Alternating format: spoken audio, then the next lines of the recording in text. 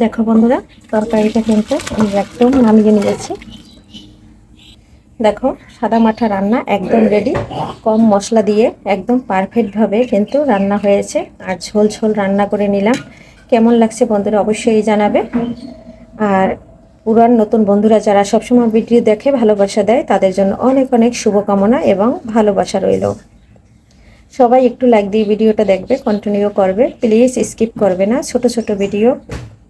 নমস্কার বন্ধুরা, সবাই কেমন আছো? আমি পাপড়ি কিচেন অ্যান্ড ব্লগ থেকে চলে আসলাম তোমাদের মাঝে নতুন একটা রেসিপি নিয়ে। আজকে রান্না করব দেশি ট্যাংরা আর পাতলা ঝোল রান্না করব আলু দিয়ে।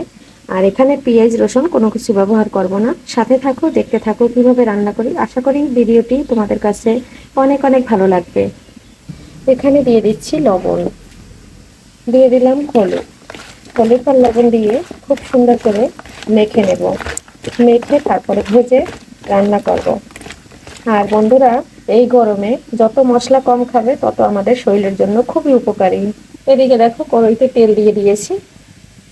এখন আমি মেখে রাখা মাছগুলো দিয়ে দেবো। একটু আস্তে আস্তে ভাজতে হবে, এই মাছটা কিন্তু অনেকটা ফোটে। দেখো, এদিকে মাছটা কিন্তু আমি একটু উল্টে দিচ্ছি। মাছটা ভেজে উঠিয়ে নিয়েছি। আর এদিকে আলুটা দিয়ে দিয়েছি। আলুটা একটু ভেজে নেবো। হলুদ আর একটু লবণ দিয়ে দিয়েছি। এটা দিয়ে ভেজে তারপরে কিছু পানিটা গরম জল দেবো।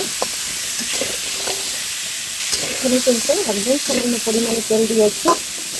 এদিকে মাছটা দেখো একদম ভাজা হয়ে গেছে। অবশিষ্টগুলো আমি একইভাবে ভেজে দিলাম। মাছ ভাজার তেলের ভিতরে ফোড়নে দিয়ে দিচ্ছি জিরা আর দারচিনি আর তেজপাতা আর একটা এলাচ। যেহেতু এখানে আমি পেঁয়াজ রসুন কিছুই ব্যবহার করবো না, এখন এই তেলটা ঢেলে দেবো আলুর মধ্যে। এই দেখো, আলুর মধ্যে দিয়ে আমি এখন মশলাটা কষিয়ে নেব। আলুটা কিন্তু খুব সুন্দর করে ভাজা হয়ে গেছে। হলুদ নিয়ে নিচ্ছি। আমি একটু জল দিয়ে গুলিয়ে নেব যাতে মশলাটা পুড়ে না যায়। আর এখানে মরিচ দিয়ে দিচ্ছি। আর এখানে দিয়ে দিচ্ছি লবণ স্বাদ অনুযায়ী। এখন একটু জল দিয়ে কিন্তু রেডি করে নিয়েছি। এখন এই জল ফেলে এখানে ঢেলে দেবো। এখন আমি এটা খুব সুন্দর করে কষিয়ে নেব। একটু ঢাকনা দিয়ে ঢেকে দেবো 5 মিনিটের জন্য। দেখো, 5 মিনিট কিন্তু ঢাকনা দিয়ে একদম কষিয়ে নিয়েছি। আর এদিকে আমার কষানো হয়ে গেছে। যাতে লেগে না যায় একটু জল দিয়ে দিচ্ছি। এখানে আমি কয়েক টুকরো কাঁচামরিচ দিয়ে দিচ্ছি। এটা দিয়ে আমি আরো 2 মিনিটের মতো কষিয়ে নেব। কষানোর উপর আমার তরকারিতে কিন্তু টেস্ট আসবে।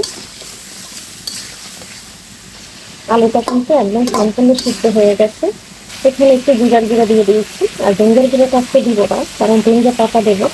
আজকে আমার বাসায় ধনিয়া পাতা আছে, এই জন্য নামানোর আগে এটা দেবো। তার জন্য কিন্তু আমি দিচ্ছি না। এই যে দেখো, মশলাটা একদম শুকিয়ে আসছে, কষানো হয়ে গেছে। মাছ মাথা গামলা দেওয়া গরম জলে আমি রাখছিলাম, সেটা কিন্তু দিয়ে দিচ্ছি। গরম জলটা ঝোলটা দেওয়ার সাথে সাথে ফুটে উঠেছে। এখন আমি ভেজে রাখা মাছগুলো দিয়ে দিচ্ছি। যেহেতু এখানে আমি গরম জলটা ব্যবহার করেছি, এখন আমি একটু নেড়ে ছেড়ে দিচ্ছি। এখানে আর ঢাকতে হবে না বন্ধুরা, আলুটা তো একদম সিদ্ধ হয়ে গেছে। আর 5 মিনিট আমি জাল দিয়ে একদম ধনেপাতা দিয়ে নামিয়ে নেব। দেখো বন্ধুরা, মাছটা কিন্তু আমার রান্না একদম রেডি হয়ে গেছে। এখন দিয়ে দেবো ধনেপাতা আর 3 টুকরা ফালি করা কাঁচামরিচ। এতে খুব সুন্দর একটা ফ্লেভার আসবে। ধনেপাতাটা দিয়ে বেশি সময় রান্না করতে হয় না, তাই কিন্তু আমি নেড়ে ছেড়ে নামিয়ে নেব। এখন একটু ভাজা জিরার গুঁড়া দিয়ে দেবো। এখন দিয়ে দিচ্ছি ভাজা জিরার গুঁড়া। এখন বন্ধুরা, আজকের রেসিপি এখানেই বিদায় নিচ্ছি। পরবর্তীতে দেখা হবে নতুন কোনো রেসিপি নিয়ে। এ পর্যন্ত সবাই ভালো থাকো, সুস্থ থাকো। সবাইকে বাই বাই।